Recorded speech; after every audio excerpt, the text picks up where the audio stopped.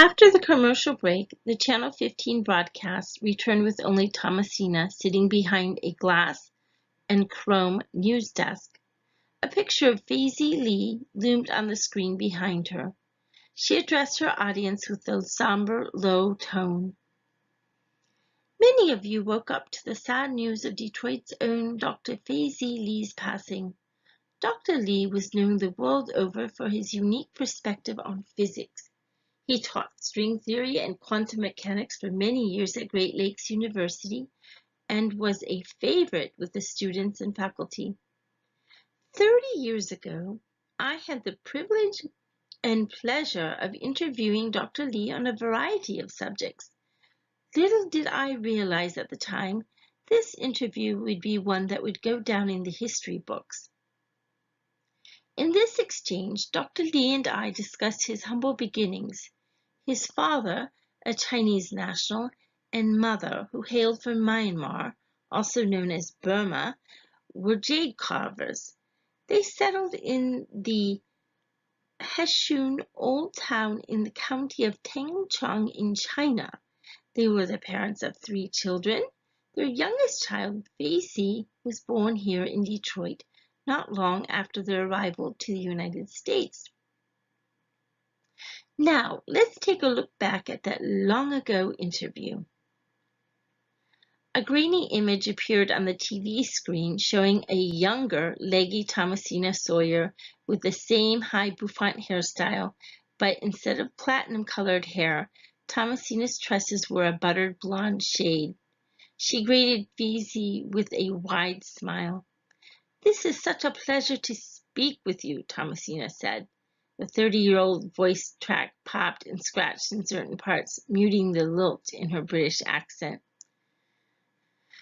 Dr. Lee sat across from her. He had rapt bright brown eyes. A long gray mustache cord lined the area just above his upper lip and then dripped down the corners of his mouth to his chin. When he smiled, a warm pleasantness shone through. "Miss Sawyer, the pleasure is all mine," he replied in a deep, melodious voice. Thomasina gazed at him with wide eyes. The notes she balanced on her crossed legs nearly fell. She rallied quick and brought her hand over them. The camera moved in for a close shot of her face, and despite the fuzz of the old film, a gush of red spreading over her cheeks was obvious. She straightened her peplum blazer by tugging at the bottom and then squared her shoulders and looked directly at the camera.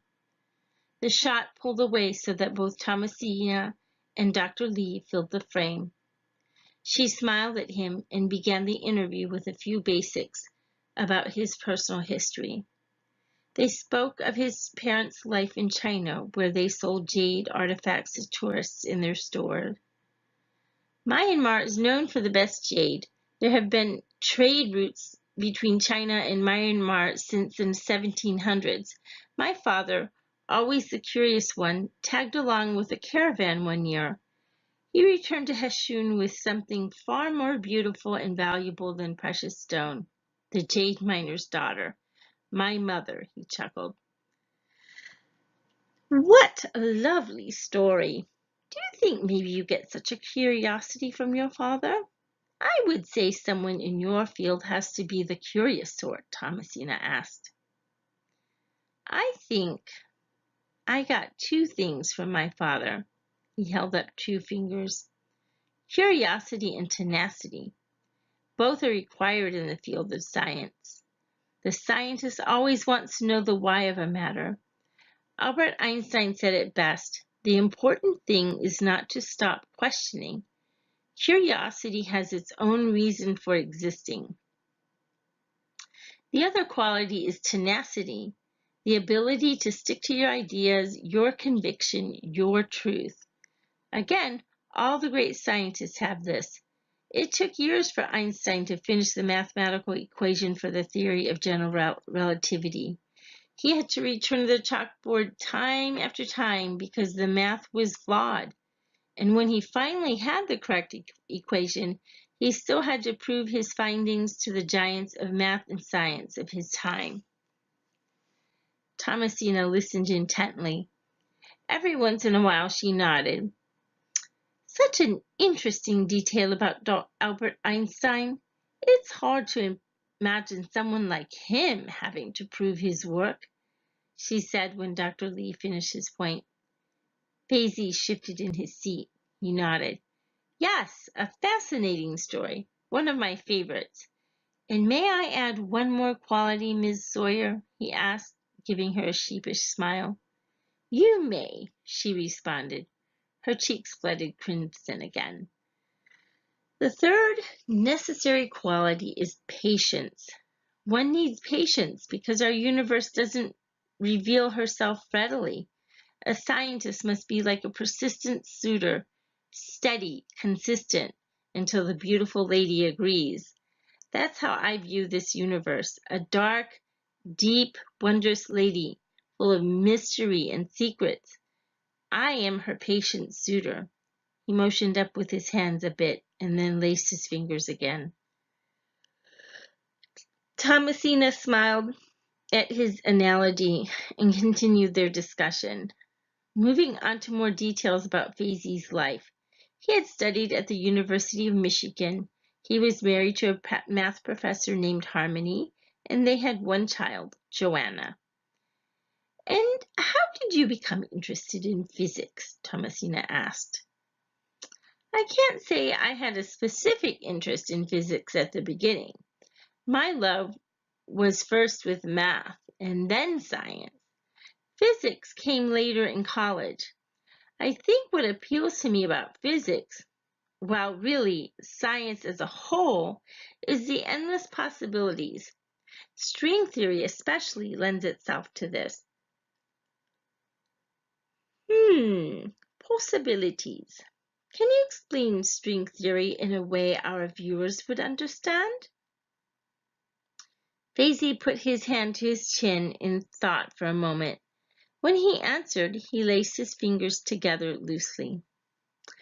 I think the best way to explain this would be to, again, borrow from Albert Einstein. He explained the concept this way. Scientists think the Big Bang is the collision of two universes that became one, or when one universe split in half to form two universes, much like the way when one cell divides to become two. However, this is where Einstein's equation breaks down at the moment of the Big Bang. String theory allows us to go further back.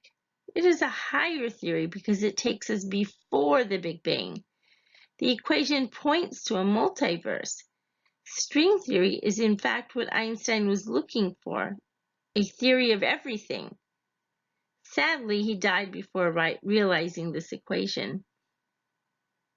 Thomasina pushed the spring of the pen she carried down and then let it click back up. She leaned forward a bit.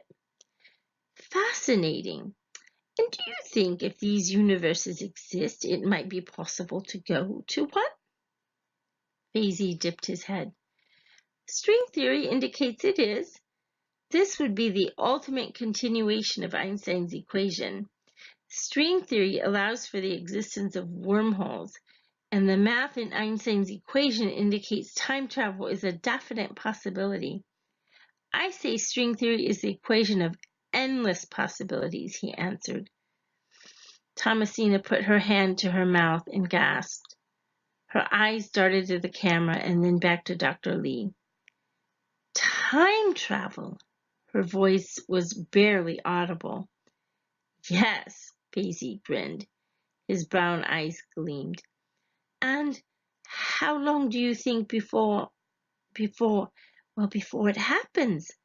Time travel, she gulped after the question. Faisie sat back in his chair. He laced his fingers together, his head pulled slightly to the side, and he looked away from Thomasina as if he'd gone somewhere else. The scratch of the film poured into the silence between them. Dr. Lee? Thomasina prided after too long a moment.